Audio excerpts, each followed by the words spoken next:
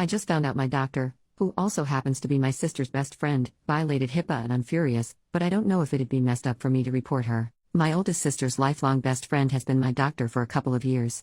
Initially my doctor, Dr. A, was a colleague of hers from the same clinic, but after my doctor, Dr. A, was away on maternity leave, I temporarily switched to my sister's friend, Dr. B, as my primary physician, and it's been that way since the pandemic began and I never switched back. I have ADHD and get prescription meds for it and have been for a few years now, which is something I haven't shared with any of my family members for fear of backlash since I come from a long line of type A overachievers who don't believe in ADHD and write it off as laziness. A few days ago, my siblings and I were hanging out at my sister's house watching the Matthew Perry Diane Sawyer episode where he shares his history with substance, and I made a comment about how skinny he looked during one of the seasons of Friends. My sister then, out of nowhere, says to me, "Well, it started with prescription drugs, so I hope you don't get hooked." I was instantly gripped with a feeling of absolute horror. My other siblings were confused and looking at her for further clarification, but she didn't say anything more. I spent the whole night just frozen and with a deep pit in my stomach. Later, when I found some time alone with her, I had to pry the information out of her. She had just gotten back from a girls' ski trip, and when they were extremely drunk, her friend, my Dr. B, slipped up and mentioned that she saw me recently for an increase in my dosage and basically revealed to my sister that I have been taking prescription Vyvanse for a few years now. I'm so livid, feel utter betrayal and have a strong urge to report her for breaking HIPAA regulations. My sister won't stop texting and calling me about it, literally all day long, begging me not to ruin her friend's life forever after years of hard work. She's obviously worried about losing her friend, but she couldn't care less about how disrespected I feel and how my privacy was violated. And more than anything, I worry that my sister will share it with my parents and my family will never look at me or my achievements the same. To add a little more info, I've known Dr. B my entire life, as long as my sister has. She was my sister's friend since they were in first grade, and they've remained close, and we've hung out with our families on multiple occasions over the years. We've even gone on trips together, including my sister's bachelorette trip. I always looked up to her and found her cool growing up. She and my sister both have kids around the same age and they're close as well. She currently brings in a bigger chunk of the income in their family and they rely on it, and my sister keeps reminding me that I'm also ruining 2 innocent children's lives in the process, which is the only thing I feel guilt about. I adore those kids and they don't deserve that. But I also cannot get over how betrayed I feel.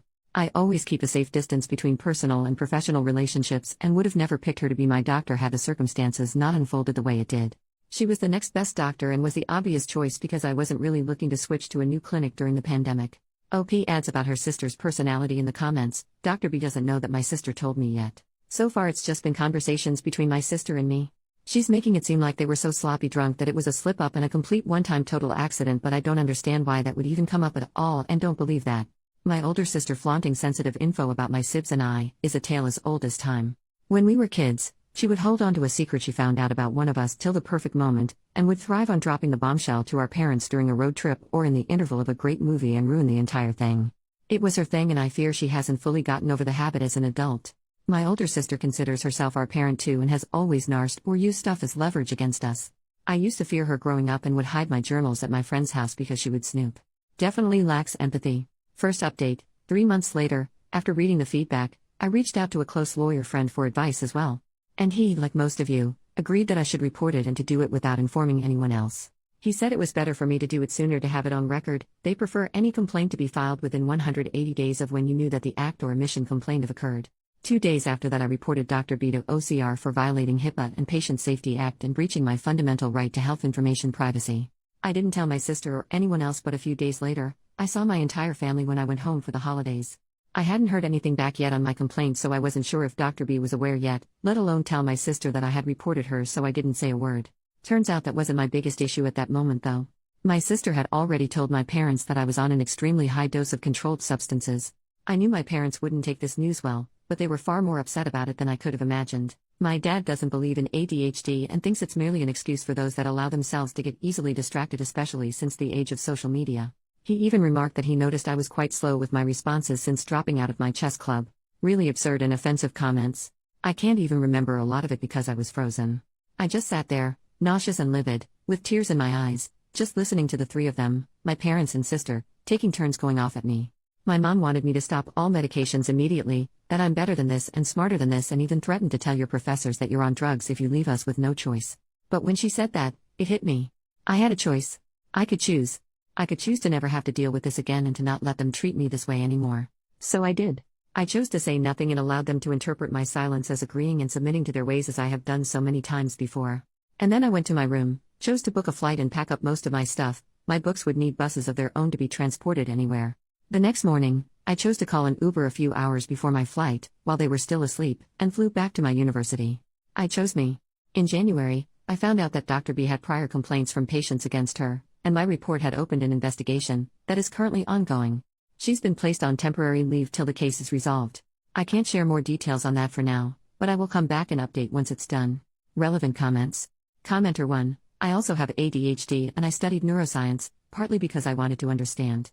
I also come from a family that thinks like OPs and I got the same BS from them all my life. We now finally come to be able to make ADHD visible in MRI scans and predict the presence of symptoms with an accuracy of up to 80%. We can make visible the ways ADHD brains are different from normal brains, not in their structure but in the way they make use of it. We can see where our bodies use more oxygen and neurotransmitters, and ADHD brains are visibly different from normal ones in a way that is congruent with the symptoms. We can even tell apart the inattentive type and the hyperactive type with an accuracy of up to 75%. People who say ADHD patients are lazy and their symptoms are their own choices and character flaw are as ignorant and backwards as someone still believing the flu is caused by bad air or cancer is God's will. If this family is so smart, they are doing a really good job at remaining ignorant. With all the evidence out there, they have to really choose not to read and educate themselves and become advocates for their child and sibling, but instead actively avoid the newest scientific evidence that their opinion is stupid and they have been crappy people all along. It took me 30 years to make the step you made. Kudos on being so brave and mature while still being in college. I'm still trying to come to terms with self-doubt, imposter syndrome and depression. If you can afford it, do some therapy. Growing up in such a negative environment takes its tolls even after you cut the ties. I'm proud of you.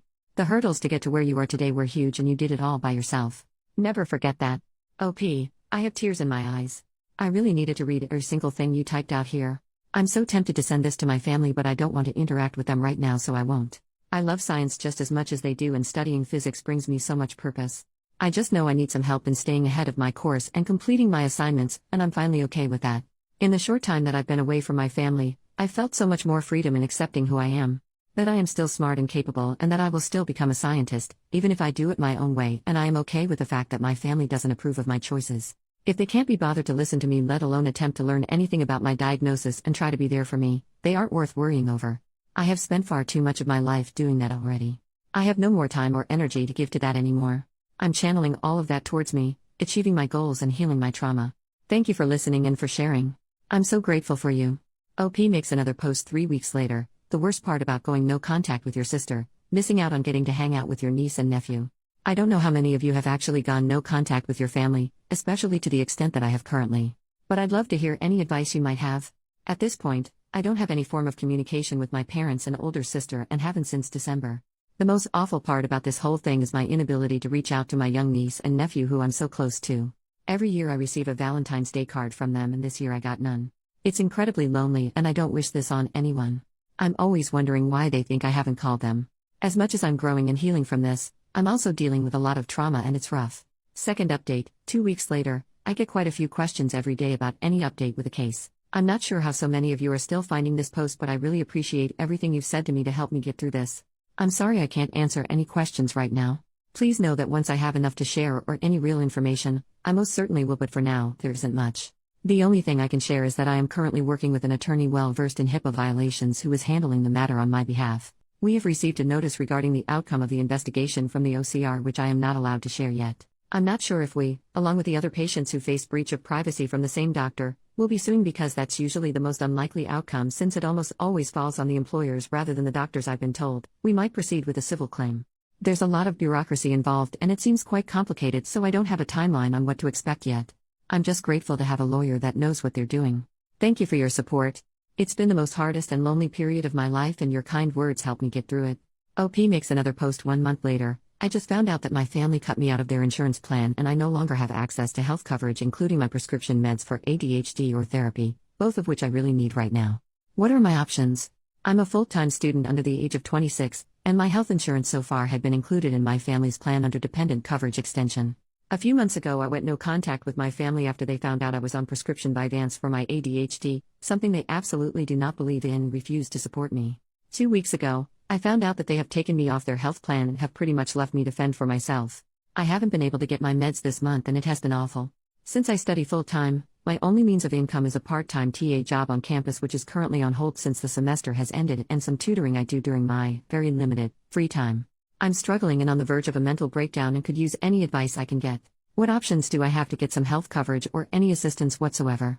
Sorry if this has been hard to read, my eyes fill up with tears anytime I try to type this out. Final update, 2 weeks later. Hello everyone. I want to express my deepest gratitude to all of you who have reached out, offered advice or a safe space for me to be heard, and provided unwavering support during my time here.